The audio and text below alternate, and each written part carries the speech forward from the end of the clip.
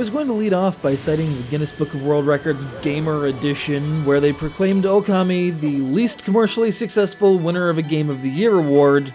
Only when I scanned the actual book to confirm this, I found 3 factual inaccuracies in a little more than a minute and a half. So disregard that, toss it out the window.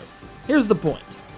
Okami has, despite seeing release on the best-selling consoles of the 6th and 7th generations, been one of those critics' darlings that more scholarly types love and publishers hate.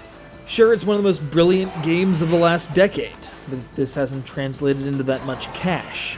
Admittedly, it is kinda insular, a tour de force of Shinto mythology set against a big, bright, cel-shaded canvas with kanji popping up everywhere.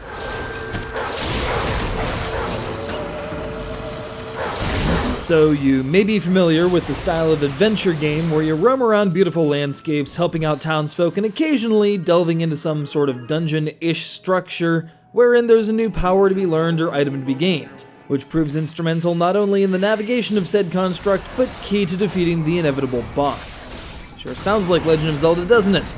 Well, instead of a huge satchel of bottles, hookshots, bows, and whatnot, you're assembling the 13 celestial brush techniques, while toting around a number of healing items, various varieties of sake, because what god doesn't appreciate a good drink up now and again, and 4 flavors of animal feed.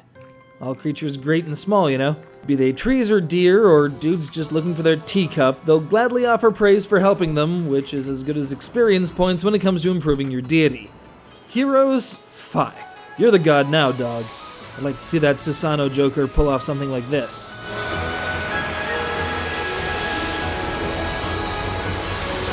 But there exists a slim chance you've played the game before, especially if you have taste. So what's new about this HD version? Well, it's in HD, and it's a noticeable step up from the PS2 and the Wii.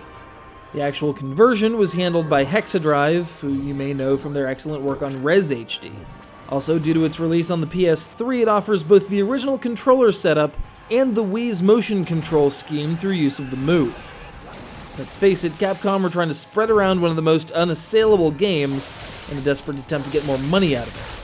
And yet, despite my having completed this game years ago, once I started playing it again, I just couldn't stop.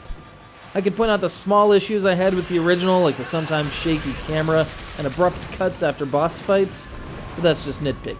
Okami is a game that manages to be a paragon of artistry while simultaneously refusing to take itself too seriously. It's the only game I can think of since Conker's Bad Fur Day to use urine as an attack. It'll run you $20 on the PlayStation Network, which is pretty much what you'd be paying for a PS2 or Wii copy anyway. So what if it is the least commercially successful game of the year? Like any religion, it needs folks to go out there and spread the faith. And occasionally give the goddess a flea dip.